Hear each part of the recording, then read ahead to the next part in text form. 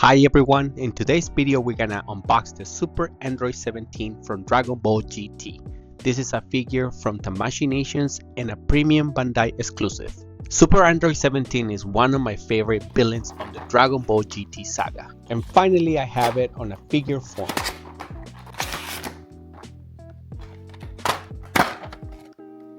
Out of the box we have 8 hands, 3 faceplates, 2 hair pieces, a key effect, and some DLC for Kid Goku from Dragonball GT. And it has a good amount of accessories for a premium Bandai figure. Out of the box, Super Android 17 looks freaking phenomenal, although he looks a bit too skinny for what I remember from the show. The paint application is very detailed, with a variety of metallic, glossy, and matte paint in the different parts of the figure. The red ribbon belt buckle, it's big and shiny, the hair is on point with a nice facial expression, and the jeans have great shading with some great looking boots. Well done, Tamashii Nations. Another cool thing in this figure is in the back of his head, the hair has hinge joints that will allow it to move the hair with a limited range.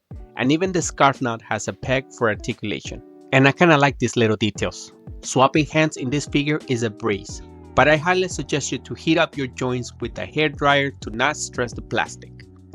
Here's a few close-ups of the different sets of hands Super Android 17 has. He has grabbing, open, and semi-open hands, plus a special set of hands that will allow you to hold up his special Ki Blast effect to recreate some scenes from when he's fighting Kid Goku. The hands have a hole in the middle where you can attach a transparent ball joint peg extender. You have 2 options, a straight one and a bent one. I guess it makes a difference depending on how you pose Super Android 17. Let me know down in the comments if you can see the difference, cause I didn't. Super Android 17 has 3 extra faceplates that you can change by removing the front of his hair. Just be careful not to pull the hair from his bangs because you'll end up breaking it. His 3 expressions are angry, showing teeth, a neutral expression, and a yelling or open mouth. For a dynamic look, you can swap the long hair pieces from the back with the different hair pieces that mimics hair movement. Again, be careful when you swap these parts. They're tiny and prone to break with the right amount of stress. For the last part of the accessories, we have Kid Goku's DLC content, which is his Dragon Fist move graphic and an extra hair sculpt. Spoiler alert, this is the move he used to defeat Super Android 17 with the help of Android 18. Personally, I love this type of add-ons. It enticed me to pick up my Kid Goku and recreate this epic scene in figure form for my display. What do you guys think? Let me know down in the comments. Next, let's check out the articulation in Super Android 17, starting with his head. It has some decent side-to-side movement. The head can look down this much and can look up this high with some tilt and rotation. The hair on the side is also articulated and can rotate to the back to add range rotation. On the back, the hair can be moved up or down thanks to the hinges that I shown at the beginning of the video. This is a plus in my books for posing this figure for toy photography. Next, the arms extend to the side this far with no problems, and the bend in the elbow with this much range. A scarf is not attached to anything and can be removed, but the neck is crazy long without it. Just look at it, how loose that thing is. Butterfly joints are not the greatest. There's not enough range of motion to make a huge difference with articulation. Ab crunch is great. Android 17 can go this far back and this much forward without any shirt sculpt getting in the way. Rotation in the waist is limited because of the huge gold belt buckle, but it is enough to pull some good poses. Before I forget, the forearms can detach just like Android 16, although I don't remember if this Android did any specific special moves with this detached forearms. I'ma have to rewatch the Dragon Ball GT battle with this guy because I don't remember him using the forearms whatsoever. Anyway, his long legs can go this far to the side. Thigh swivel is also available with some great range of motion too. Bend on the knee is also great.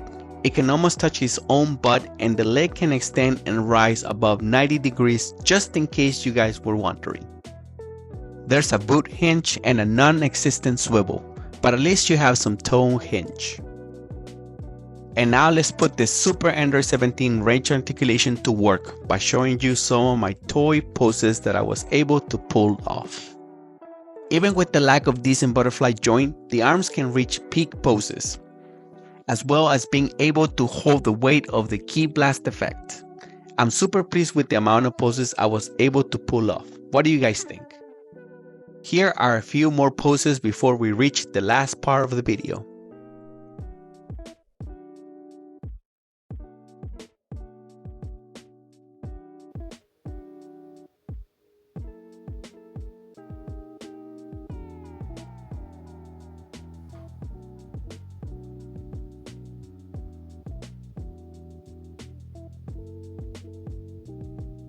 The last part of the video is a good old size comparisons with other Dragon Ball action figures, mostly s.h.figuarts.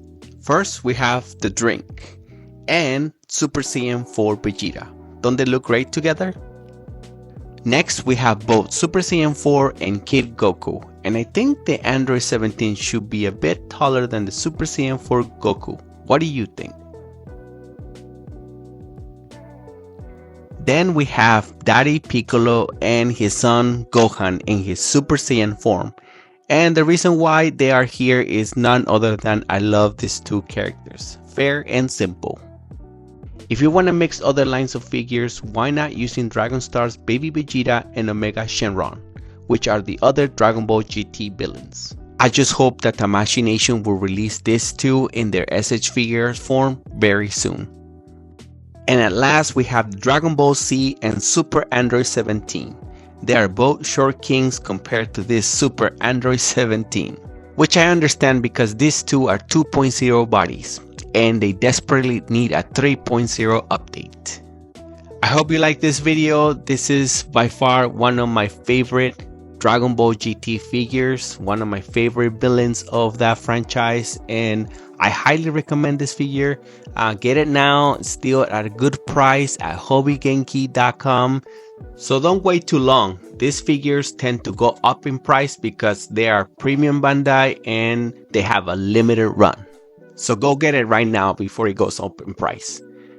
Thank you for watching. I hope you like this video. This is a new style that I'm trying to develop, pretty different for what I usually do for my long content. So again, if you like it, please leave a like, subscribe, and comment. I love to read you guys' comments. So thank you for watching, and I'll see you guys next time.